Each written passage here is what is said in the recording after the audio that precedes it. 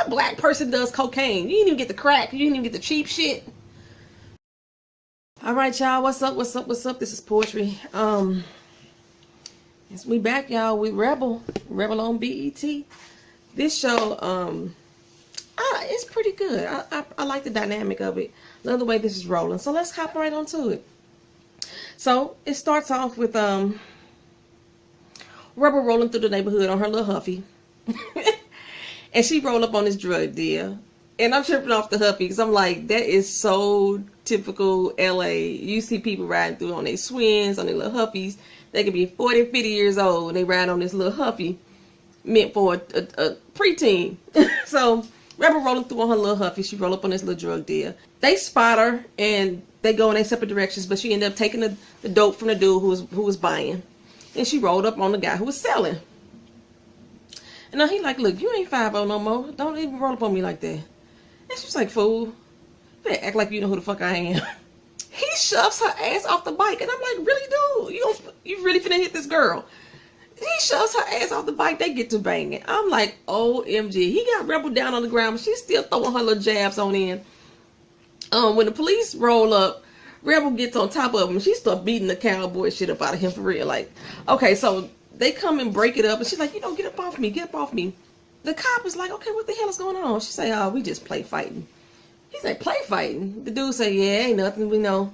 This little bruise I got on my forehead, I've been having all my life. It's a birth defect. And I'm like, okay. Dude is like, look, you ain't leaving me no wiggle room here. And I'm like, this is like the first officer so far that has been like kind of just like talking to her. So I don't know if he really knew who she was. But she's like, okay, fine. You could arrest me, but you ain't handcuffing me. I'm like, when we get those options? You ain't a cop no more. When we get those options that you can't be handcuffed or not? So he didn't handcuff her. Then she walked up into the police department. I mean, Rebel was strutting up in that police department. He handcuffed, going behind her. Everybody in the department looking at her like. Rebel got that look on her face like, really, bitch? Really? This is what y'all doing? They sit both of them down next to each other. And while they sitting there, she noticed that he got his dope in his hair. He like, hey, don't be snitching on me like that, you know. He trying to push it on up in there. He got his little locks twisted up to the top of his head in a little man bun. He trying to shove it up on the wall to get his dope back up in his hair so nobody else can see it. She's like, yeah, they didn't pat you down real good. I'm like, they didn't pat you down at all, bro, if you still got dope up in your hair. And then I'm like, what the fuck happened to the dope that she took from the old boy? That mean they put her in the squad car, but didn't nobody pat her down either? What she do with her dope? Because she took it from the dude. I don't know. While she in there sitting there waiting, I guess, to be booked or processed or whatever, a question, then Lieutenant Chuck, he come on through. He like, what the fuck are you doing here now? You can't keep your ass out of this building. And she like, it's a little misunderstanding. Me and him down here play fight. They thought he was for real. He was like, really? Come on now. Looked at old boy. He's like, man, yeah, she telling the truth. He was like, well, you let them go. Let them free. So they got set free. The uniform officer came over there and set them free. So she goes back to him like, hey, what is going on with Malik's case? And he's saying, you ain't got no right to the information, so why you questioning me about it? She like, the body cam footage, y'all ain't gonna release none of that. I mean, dog, what's going on? So he like pretty much tell her, look her. I forgot what he told her. Damn. Ain't that something? He told her something that she didn't like. I forgot what the hell he done told her. I didn't even write it down in my little notes for shit. Okay, so Rebel ends up walking up out to the station, and as she walked up the station, she strolled past Mac. And I mean, she strolled past his ass. She wasn't stopping and go, wasn't waiting for her $200. She was gonna keep on moving. And he like, come on, Rebel, for real. For real. You ain't got nothing for me. She's like, what do I owe you? He like, you can't give me no words, no FaceTime, nothing. She's like, I don't owe you shit. You got the IA department out here looking at me like I'm a racist ass cop. She said, welp. What other explanation do you have? I ain't got none. He's like, I've been knowing you and I've been knowing Malik for the last 3 years. She said, yes, but you still shot his black ass, didn't you? So, they pretty much didn't resolve anything. She pretty much thumbed him off like, boo, bye. So she rolled up out of that joint. And he was pretty much there so he could get cleared to come back to work. So he rolls in there to talk to Charles. And he like, hey, yo, I got my little school note from the doctor, my doctor's statement for school, so I can come on back, get on the playground with the rest of the kids. And Chuck like, nah, bro, you need to come with something more correct than that. He's like, what you talking about? This is my doctor's statement. He said, no, you need to get your head shrunk. Go on see Dr. Fuller. And until she clear you, you ain't coming up in this joint. So he had this conversation with Jimmy, his old brother. Jimmy grew his hair out. I don't like Jimmy with his hair out. Unless they change Jimmy's. Did they change Jimmy's that fast? I don't know. He looks different because he has hair now. But he tells him, like, look, bro, I got this doctor that'll clear your ass after one visit. Here, go on down there and see him. Okay? So he basically going through a therapy session with the doc throughout this whole episode, pretty much. Still trying to get my water in there, y'all. So they go to the house and Pops is opening the door, and Brim shows up with this Reverend dude. What is his doggone name? Hold on. Boop. Reverend Durod. I was like, Durod, Durag. A weird ass name. Anybody y'all know named Durod? I ain't never heard that name in use ever in life before. But good old Reverend Durod. So they come in, they tell him, look, we want to hold this little protest rally in honor of Malik. He has some good music out there. We want to put his music out there so everybody else can hear it. And, Pops is really still in his grieving stage, so he really couldn't hear what they were saying. They showed up to his little brown liquor friend and like, we got this for you, Pop. First he took the bottle and he gave it back to him. I think he went to get some glasses. This is what he did. And Rebel come in the middle of it. And she like, look here, it ain't finna be no pimping and politicking going on up in here. And Brim was like, come on now, that's my brother too. She said, you supposed to be out here on the streets, ear hustling for me. What you doing? You got any information? He was like, I got people all over the bay. She said, well, until you get the information I need, y'all need to kick rocks. There's the door. See ya.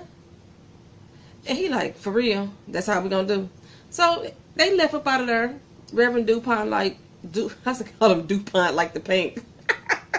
Reverend Durag, not Durag. Durod, Reverend Durod. Oh, he gonna be Reverend Durag. Forget it. Reverend Durag was like, all right, Rebecca, don't call nobody first name like he real familiar. Come on now, whatever. Daddy come back like, what the heck you do that for? She was like, look here, ain't nobody finna be up here exploiting my brother and his music and his name. He ain't even got grass going around his grave yet. That ain't finna happen. After she slams the door on them, like she get another bang bang bang on the door. She opened the door like, what? It's a reporter. Reporter sitting there with Malik's juvie records in hand. Like, juvie records are supposed to be sealed. Why the fuck you got these juvie records? And Rebel's like, what the hell? Where the fuck you get them from? So the department don't leak my brother's juvie records. Really? That's what's really going on. He said, well, here's your opportunity, for you to go ahead and give me your statement before this story released tomorrow. The captain, he comes in and talks to Charles. And he tells him, look here, we need to make this shit go away. We just now getting our department back to good standing. And if this go bad with this Rebel case, all hell gonna break loose. He said, I know you want that chief position. So if you want to get that chief position, then you gonna figure out a way to make this go away. And I'm thinking, come on, Giancarlo Esposito. Come on, bruh. You know better. Don't be no sellout here. He as he leaving out the building, I think it was the same news reporter. He approached him and like, hey, so what's the word on these racist cops up in the department? He stops and says that these cops were justified. They went by protocol in that shooting. And Rebel is watching his ass on TV like, no, this motherfucker did. Did he just sit here and tell that flat out lie? All right, I see you, bro. So this is what I'm going to do. I'm going to take my ass down to the ME office. I got friends in high places, so we're going to see what I can get from them. She goes down there, and the ME is like, hey, you sure you want to see this? Because, this is... Yeah. She's like, yeah, I'll be good. I'll be good. She goes on to tell her that he done got shot 13 motherfucking times. 13, y'all. And by the time she got to bullet number 4 to explain what bullet number 4 was at, Rebel was like, oh, I can't do this. I can't do this. She's like, all I need to know from you is whether or not he was picking up a gun. Or whether or not you could tell he was picking up a gun. And she was like, from the trajectory, that's a word I cannot say good. Trajectory. from the trajectory of the bullets that it don't look like that he was possibly picking up anything. You know, the way he was hit, she don't see how that was likely. She say, but, we got a problem here. I'm like, what you mean we got a problem? Say, girl, your brother was on some coke. He wasn't on no Maui Wowie. He on that dust. I was like, no, Malik, really, bruh? You just couldn't do no black and mild with some little green stuff in there. You couldn't do that. You had to go get you had to go get the right powder, really? Damn, Malik. What black person does cocaine? You didn't even get the crack. You didn't even get the cheap shit. He got cocaine in his system. And Rebel was just like, oh, dear God. So Rebel goes back to the crib and she confronts Daddy. Well, she turned up Malik's room. And Daddy come in like, what the fuck is you doing? Malik got to clean this shit up. It's like, are you hurting yourself? He said, I know he ain't here, but damn it, still, they don't give you no excuse to keep turning this damn room up. She's like, I'm looking for something. He trying to tell her to stop doing what she doing. They get into a little tussle, and she shove her daddy. Like, really? You laying your hands on your pops? She shove her daddy, though. And he backs all up into the dresser, and there's dope right there on the counter. I don't know if Daddy had it in his hand. I don't know what the fuck he had it, but she's like, dude, Malik is on that shit. And he like, everybody got demons. Oh, fuck it. Can't nobody in this house throw stones. And she like, fuck you knew? He was like, yeah, I knew. Oh, well. You know. She was like, you know, I lost my brother. He like, that ain't the same. You know, first I lost your mama, then you went to the military, and now Malik gone. This house is not a home for me no more. It just don't feel right. It's quiet. It's empty. She's like, you got me. And like, really? You there every day. But really, no. He ain't got you. Let's be honest, Rebel. But I'm thinking, like, this is like the weirdest talk that I could ever think of to have about drugs and find out that your family member has drugs. I'm like, Daddy just like, you know. I'm like, that brown liquor got you fucked up, Pops. Like, for real. So Rebel ass rolls up on Brim. When y'all see her walk up, Rebel walked in like, that girl got a walk on her. She walked in like, you better know who the hell I am. Shit, she walk up and she like, hey, yo, Brim, where my brother get these drugs from? He's like, look, girl, don't keep rolling up on me like that. We already had this discussion. And she's like, I told you. You supposed to be there protecting my damn brother. Now he got some dope and I know it had come from you. Where the fuck it come from? He like, look here. You ain't 5-0 no more. You need to slow your roll before you get dealt with. She was like, really? About who? Who gonna deal with me? Who gonna check me, boo? It ain't gonna be you. And he like, all right. I'm like, Rebel be out here throwing out threats left and right. I'm like, this girl be acting like she has no fear. Like, wish a motherfucker would. She walk around like that's tattooed on her forehead. I wish a motherfucker would. Okay. TJ rolls up to the crib again. He been trying to reach her for days. Rebel done moved to a new apartment. I liked her old apartment. Rebel done moved to a new apartment and she ain't even returning his calls. And he's like, I'm just trying to check on you. You know, they get all lovey-dovey again. And I'm up here like, M-E-T-H-O-D. Man, I swear, every time he come on scene, I be thinking, M-E-T-H-O-D. Man, just meth. Go ahead, meth. Go ahead, meth. Bet the man got that old thug love. You see him be grabbing all up by her neck and be putting her all into his body, folding her into his frame and everything. I'll be like, go ahead on, you sexy thing. I don't know, we met the man became sexy, but God dog, he looks good as a motherfucker in this show. Right. Oh, PSA. So, Mimi loves peace. She checked me last week, came on the video and said, hey, Rebel not the side chick, she the wife. I'm like, I totally missed all of that. And at this point, I'm still like, I cannot confirm or deny what she's saying is true.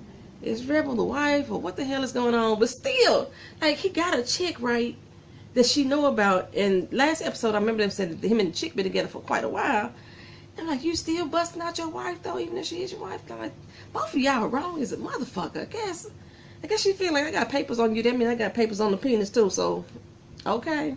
Well, damn. Well, like I said, I ain't confirmed or denied at this point, but then, so Rebel goes to go see the ballistic dude, what the Emmy called him, Oh, heavy set Daryl. She walks up in there with 2 big ass bowls of gumbo. He like, "Ooh, girl, that smell good." And she's like, "You know, I was gonna bring this by here for you, and you know, I want to see if you could do me a little favor." He said, "I thought you was about to ask me to come give you information on your brother, but I knew you wasn't gonna do that, right?" And so she's about to take her food back. He's like, "Pump your brakes, you know, just because you ain't supposed to be in here, I mean, you can't be. I'm gonna go ahead and eat this on up." He started eating up that gumbo. And then all of a sudden, I'm up and get the bubble guts. It's just bubbling all up in the joint. And she's like, "You all right, bro?" He said, "Ooh." Threw that church finger up. He had to run up out of there. I'm like, Rebel done laced the motherfucking gumbo with some laxatives. I'm like, she ain't shit. Rebel ain't shit. But that was good, girl. That was good. And she got the information that she needed, you know, as far as like the ballistic reports. Kind of found out one of the officers shot 7 times. The other officer shot 4 times. The other officer shot 2 times. And the lady officer, April Somerville, didn't shoot at all.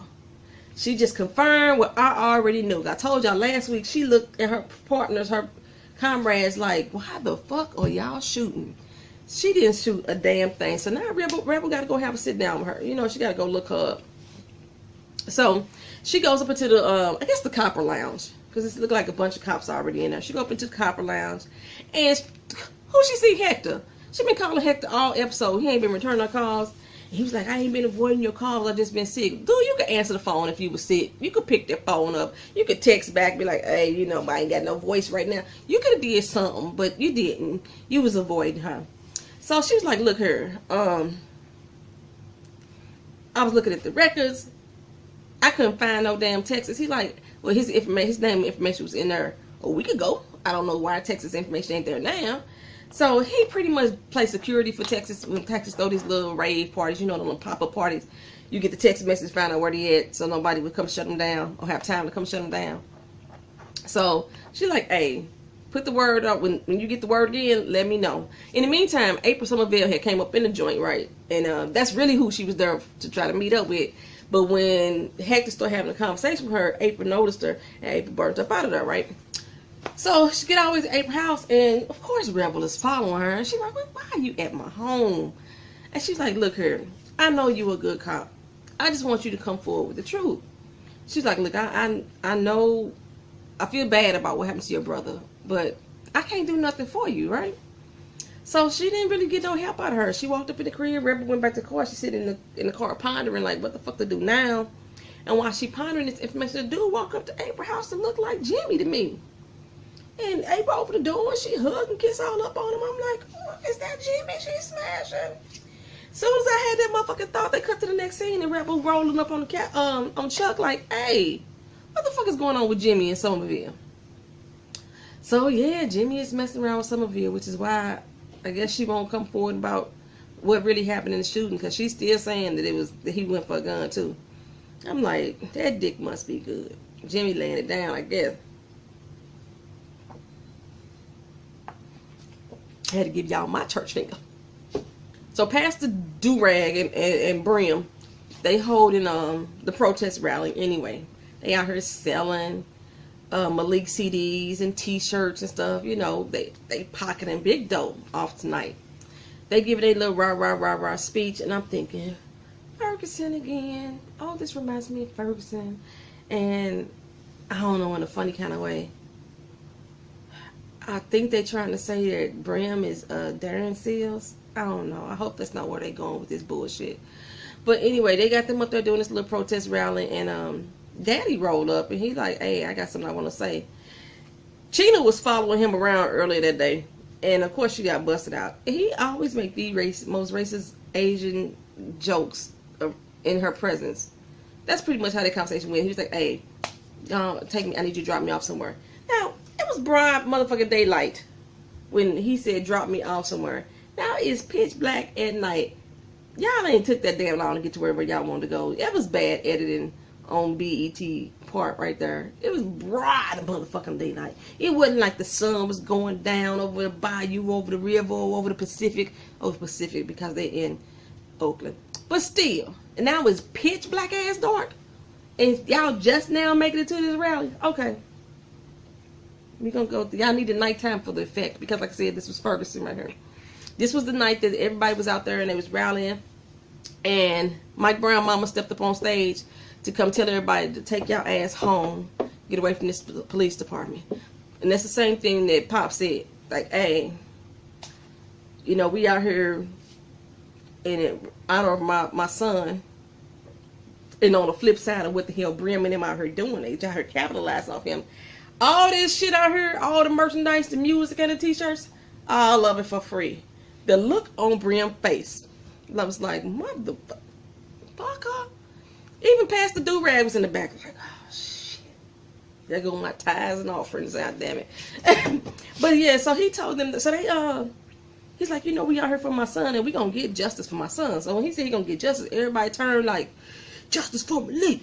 Justice for Malik. They all turned around. I didn't realize at first it was in front of the police department. I thought that at first that Charles was just there. No, Charles was out there watching everything, and Mac is out there next to Charles, and then Jimmy comes out, and Jimmy is like, we need to do something about this, Captain. We need to do something before it get out of hand. He all up in his ear, like, he like, dude, I got this, you know, quit buzzing around here, shoe fly. But the cops are already out here in full riot gear for what is actually supposed to be a rally, selling t-shirts and CDs and shit. But they already out here in full pro riot gear. Person. Okay, so the difference is that Pops got up there and said, hey, we don't need this tonight. This is not what we would need to say. Actually, Mike Brown mama did say that. But he said, everybody go home, right? And Rebel was like, yeah, everybody need to go home. That was different than Mike Brown stepfather. He was like, we gonna burn this motherfucker down. And they set that shit off that night. I'm just telling you. But so that was, I told you, between this and Shots Fired, they are bringing back all the protest action. I mean, they dropping names. They did Ikea Gurley, Sandra Bland, Philando Castile. They dropping names up in this joint, baby. In both of these shows to try to keep them, say my name. Say my name. That's basically what they saying. After that was over, Rebel went to TJ's house for a little consoling. You know, TJ chick, she always, you know, she walks up behind him. And at this point, Mimi loves peace. Girl, you got me. You got me. I was so wrong, y'all. I was so wrong. Y'all know I'm like 11.333% wrong. And half my doggone videos, sometimes I be saying the wrong shit. Sometimes I be getting the wrong information.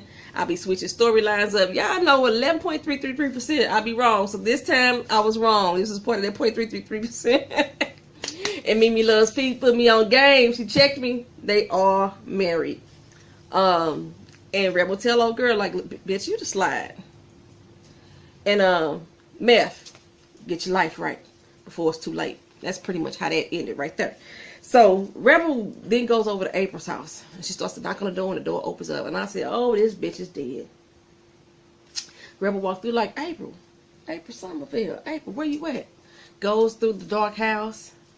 And yep, she plowed out. Dead face forward on the desk. I'm like, Jimmy, what you done did, boy? What you done did? Lord have mercy. So, yeah, that's the end of Rebel. I hope that y'all enjoyed the show. Comment how y'all feel about the show. Tell me how you feel about the video. If I got anything wrong again this week, too, that 11.333%, let me know. Just drop it in the comments. I appreciate all the comments and feedback that I get. Love y'all. Peace.